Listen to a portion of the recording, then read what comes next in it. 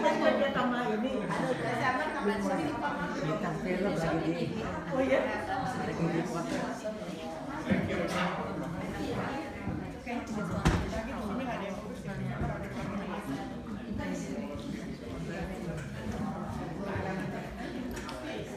Saudara, silakan kembali ke kursi masing-masing. Kita akan segera memulai. Dan hari ini yang memimpin adalah Inci Popi. Waktu dan tempat saya persilakan.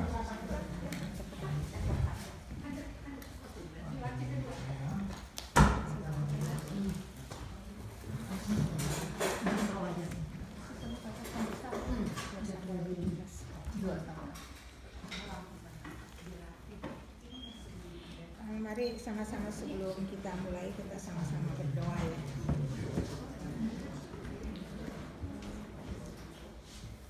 Mari kita berdoa. Tuhan Bapa yang bertahta di dalam surga, kami mau bersyukur dan berterima kasih karena kami masih diberi kesempatan untuk mendengar firman Tuhan. Terima kasih Tuhan untuk kebaikan-Mu, untuk kasih sayang-Mu kepada kami. Terima kasih untuk anugerah-Mu. Tuhan, sekarang kami mau mendengar firman-Mu. Biarlah Tuhan juga bekerja di tengah-tengah kami, menerangi hati kami supaya baik kami yang mendengar ataupun menyampaikan, kami boleh sama-sama mendapatkan berkat daripada firman Tuhan.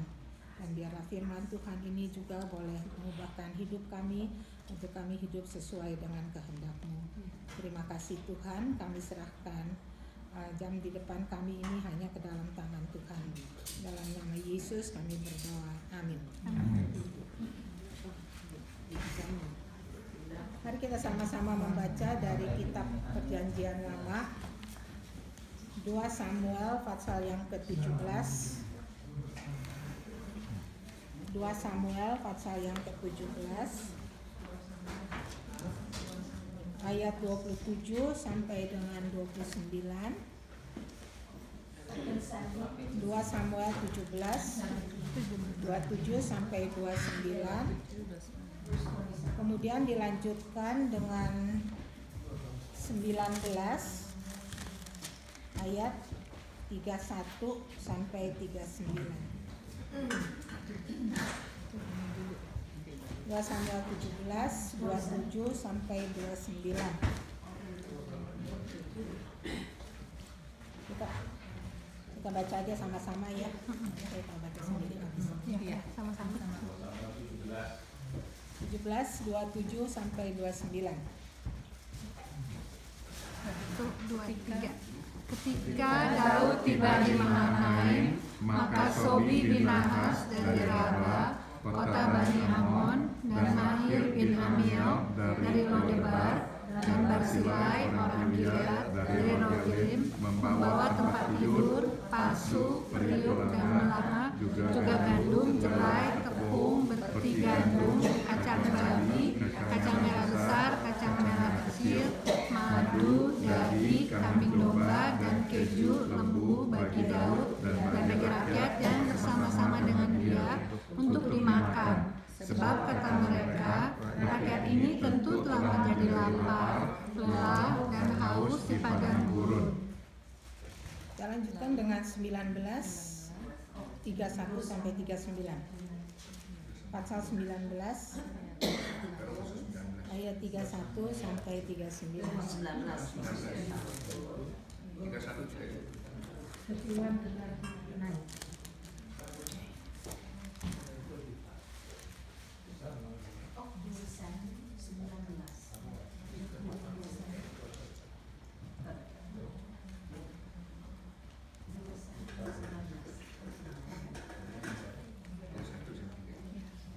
31 sampai 39 ya. Juga Sekarang ayat 31 baca yuk.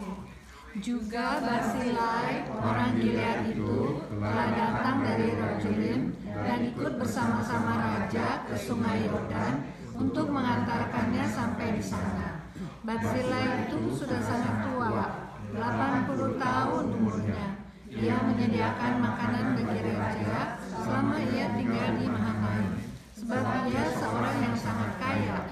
Berkatalah raja kepada ikutlah aku akan memelihara engkau di tempatku di Yerusalem. Tetapi Betlehem menjawab raja, berapa tahun lagikah aku hidup, sehingga aku harus pergi bersama-sama dengan raja ke Yerusalem? Sekarang ini aku telah berumur 80 tahun. Masakan aku masih dapat membedakan antara yang baik dan yang tidak baik? Atau masih dapatkah hambamu ini merasai apa yang hamba makan atau apa yang hamba minum?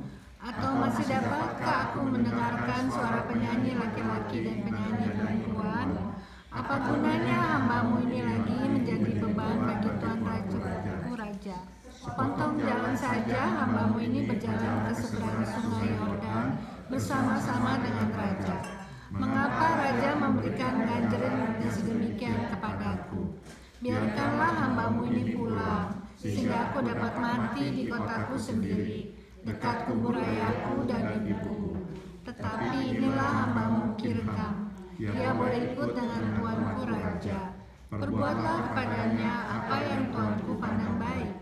Lalu berbicara raja, baiklah, Kimham ikut dengan aku. Aku akan berbuat kepadanya apa yang kau pandang baik, dan segala yang kau kehendaki daripadaku akan kulakukan untukmu. Kemudian seluruh rakyat menyeberangi sungai Yordan. Juga raja menyeberang setelah berpamitan dengan Barsilai dengan ciuman. Lalu orang ini pun pulanglah ke tempat kediamannya. Ya saudara, menjadi tua atau hidup sebagai orang yang sudah tua ya secara umur ya, bukan orang tua, tapi bukan. Jadi menjadi tua atau hidup sebagai orang tua itu memang gak selalu mudah ya. Kadang-kadang ada banyak penyakit yang datang menyerang tubuh kita, lalu gerak dan kemampuan kita terbatas. Kita tidak lagi dapat berbuat ini dan itu, kita mudah lupa dan sebagainya dan sebagainya. Tapi itu adalah salah satu fase kehidupan yang harus kita hadapi dan harus kita jalani ya. Dan Tuhan itu punya rencana dengan setiap fase di dalam kehidupan kita, baik masa kecil atau masa dewasa ataupun masa tua. Dan yang penting ialah di masa apapun kita berada, kita bisa tetap menjadi berkat. Nah, pada pagi ini saya mau melihat kepada seorang tua yang bagaimana di dalam kehidupannya itu dia itu tetap menjadi berkat. Dan orang tua yang kita baca di dalam pembacaan Alkitab ini adalah seorang yang bernama Barsilai. Itu dikatakan umurnya itu sudah 80 tahun ya. Nah, Barsilai ini saudara adalah seorang yang kaya dan dia itu berasal dari Rogelim. Dan dia itu adalah seorang yang setia kepada Daud sebagai rajanya. Nah, ada satu saat saudara putra Daud yang bernama Absalom, dia itu mencuri hati rakyat, kemudian dia mendapat banyak pengikut. Nah, setelah dia mendapat banyak pengikut, dia itu mau memberontak dan merebut tahta Daud. Nah, ini membuat Daud itu berada di dalam bahaya karena Absalom mau merebut tahtanya. Dan Absalom bukan hanya mau merebut tahtanya, tapi dia juga mau membunuh Daud. Nah, oleh karena itu Daud dengan beberapa pengikutnya lalu melarikan diri. Dia dari Yerusalem untuk bersembunyi. Dan lalu Daud dikatakan dia sampai di satu desa kecil yang bernama Mahanaim. Dan di situ dia di dalam keadaan lelah, lapar, haus, pokoknya dia capek sekali.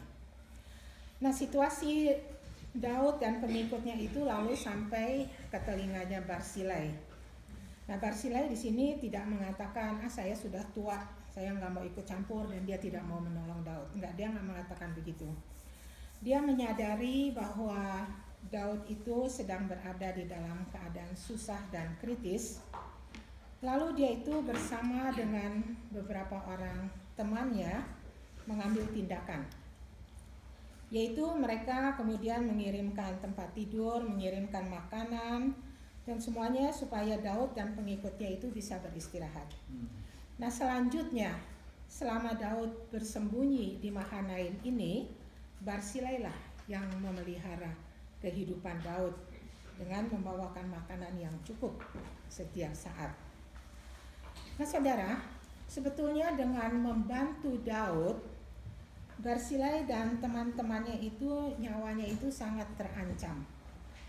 Oleh karena Absalom itu juga berusaha untuk membunuh siapapun yang mendukung atau membela Daud.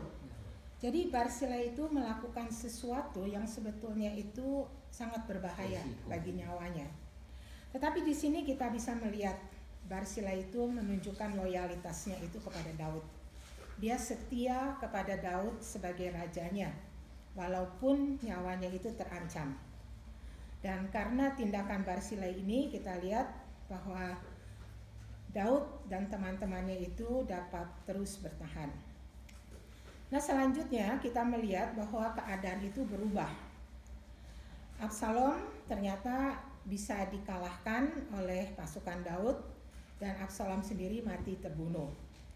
Nah singkat cerita saudara, di dalam pasal yang ke-18 itu dikatakan bahwa Daud itu diajak untuk kembali ke Yerusalem. Dan Daud itu kemudian kembali ke Yerusalem dan dia itu kembali menjadi raja. Nah pada waktu Daud mau kembali ke Yerusalem, Barsilai itu juga mengantarkan Daud. Tetapi Barsilai tidak ikut sampai ke Yerusalem, tapi dia hanya sampai di Sungai Yordan. Nah pada waktu Daud mau balik ke Yerusalem ini, Daud itu kemudian mengajak Barsilai untuk ikut ke Yerusalem. Dan Daud berjanji akan memelihara hidup Barsilai itu sampai akhirnya. Tapi di sini kita melihat Barsilai itu menolak dengan alasan bahwa dia sudah tua, dia tidak bisa berbuat banyak lagi, khususnya untuk Raja Daud, dan juga dia tidak mau menjadi beban bagi raja. Nah Barsilai hanya minta supaya Daud itu membawa hambanya yang bernama Kimhan, mungkin orang Chinese kali ya, yang masih muda ini dan masih bisa bekerja untuk Daud.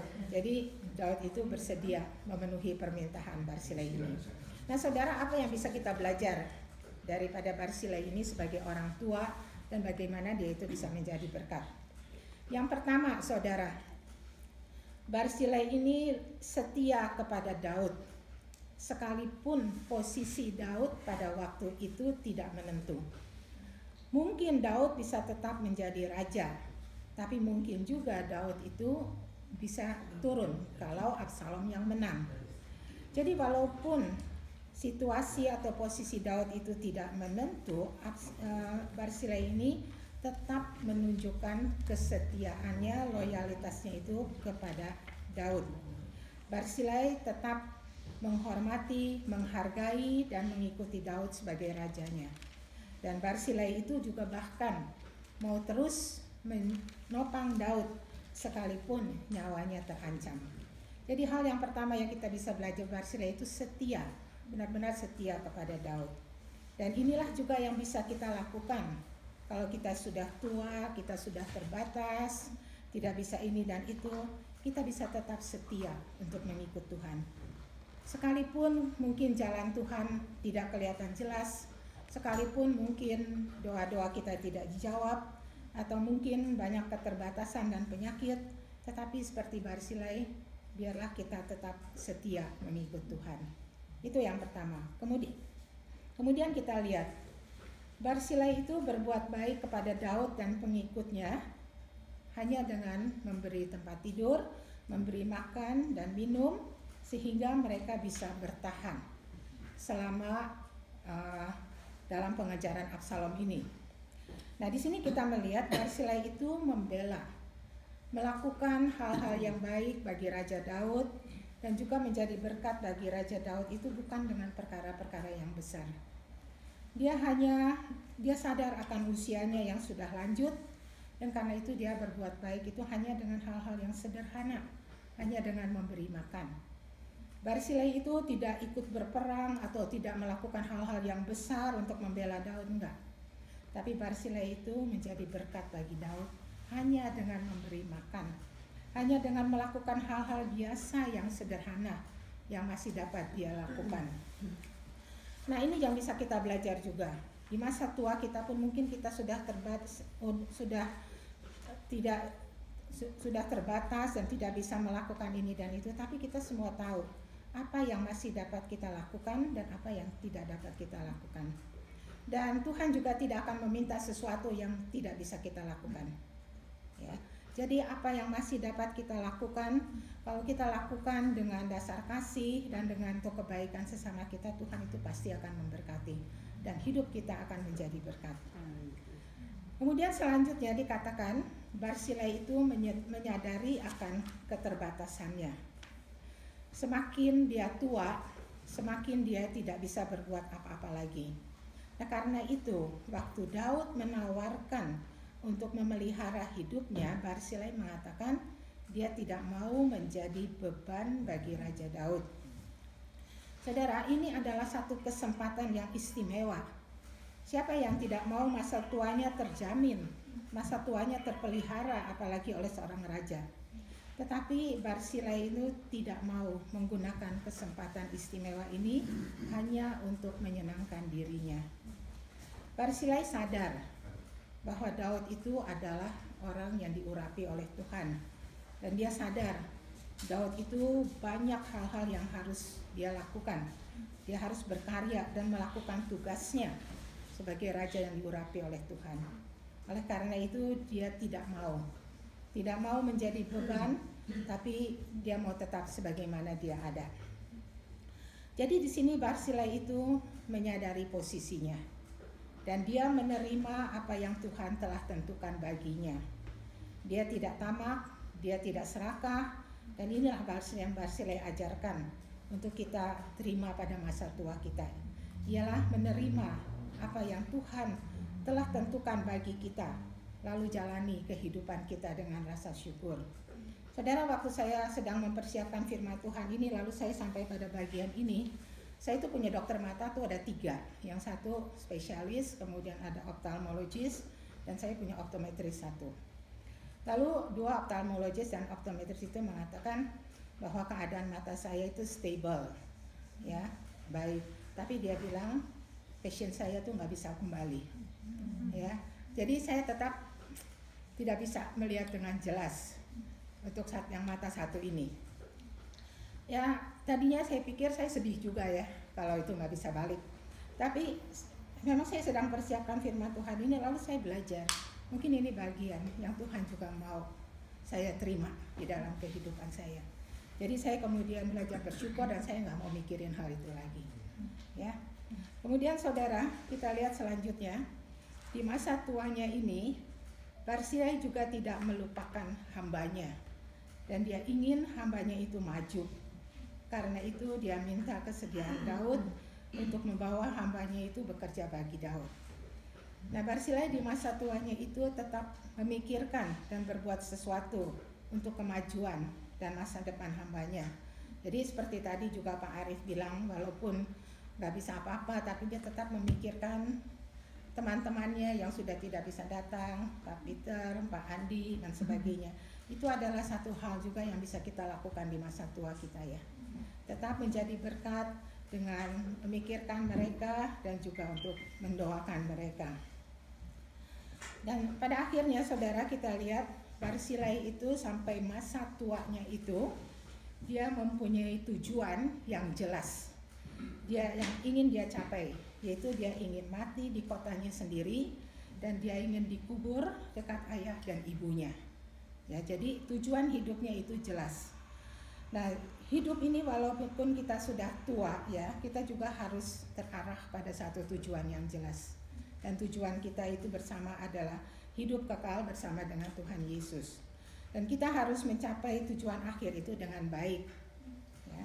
Nah, untuk ini saudara, saya mau menceritakan dulu sedikit tentang apa yang saya kesaksian, bukan satu peristiwa yang Billy Graham katakan di dalam salah satu bukunya.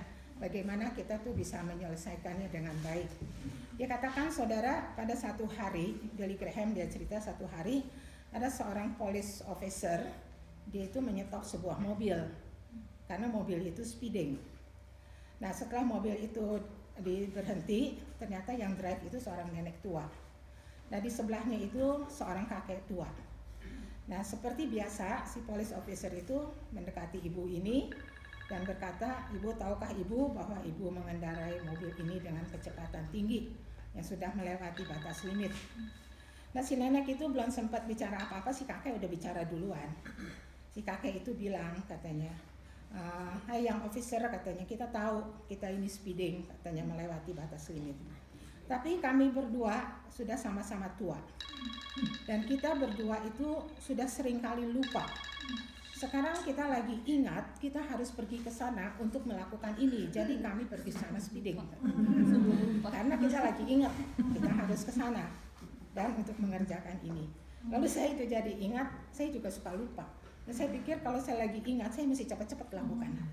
Ya. Nah, tapi police officer ini kemudian mengatakan speeding ini sangat berbahaya, dia bilang ya. Bukan saja bagi ibu sebagai driver, tapi juga bagi bapak sebagai passenger, tapi yang terutama juga bagi kendaraan di belakang yang mengikutinya, dia bilang. Dan apa yang Billy Graham katakan, pelajarannya itu indah sekali. Dia katakan kita semua tuh harus berjalan mencapai garis akhir kita dengan baik. Nah di dalam perjalanan mencapai garis akhir ini kita harus selalu ingat ada orang di samping kita dan ada orang-orang yang di belakang kita. Dan orang-orang yang di belakang kita itu akan selalu melihat kepada kita. Jadi tugas kita sebagai orang tua itu adalah menjadi teladan yang baik. Ada anak cucu orang-orang di belakang kita tuh yang memperhatikan kehidupan kita. Dan di dalam Kejadian pasal 5 ada daftar keturunan Adam. Nah di dalam daftar itu ada nama Henoh. Dan dikatakan Henoh itu hidup bergaul dengan Allah, lalu tidak ada lagi karena dia diangkat oleh Allah. Henoh hidupnya bergaul dengan Allah dan dia telah menjadi teladan yang baik. Dan kemudian kalau kita lanjutkan silsilah keturunan Adam ini, di situ kemudian di dalam ada setelah Henoh itu ada Nuh. Dan di dalam Kejadian 6 ayat 9 dikatakan Nuh adalah seorang yang benar, tidak bercela, dan Nuh hidup bergaul dengan Allah. Ya. Jadi teladan Henoh itu telah diikuti oleh Nuh. Dan Rasul Paulus juga pernah bilang kepada Timotius bahwa Timotius itu dapat imannya dari neneknya, Louis dari ibunya, Eunike. Jadi dia katakan kita sebagai orang yang sudah tua, kita harus selalu ingat bahwa di belakang kita ini ada orang-orang yang melihat atau mengikuti kita. Oleh karena itu yang dapat kita lakukan di masa tua kita ini untuk mencapai garis akhir yang baik adalah hidup bergaul dengan Tuhan. Setiap saat lakukan apa yang masih dapat kita lakukan dengan kasih untuk memuliakan Tuhan dan hidup kita akan menjadi berkat. Selamat memasuki menjalani masa tua kita. Tuhan memberkati. Amin. Amin. Amin. Amin. Doa.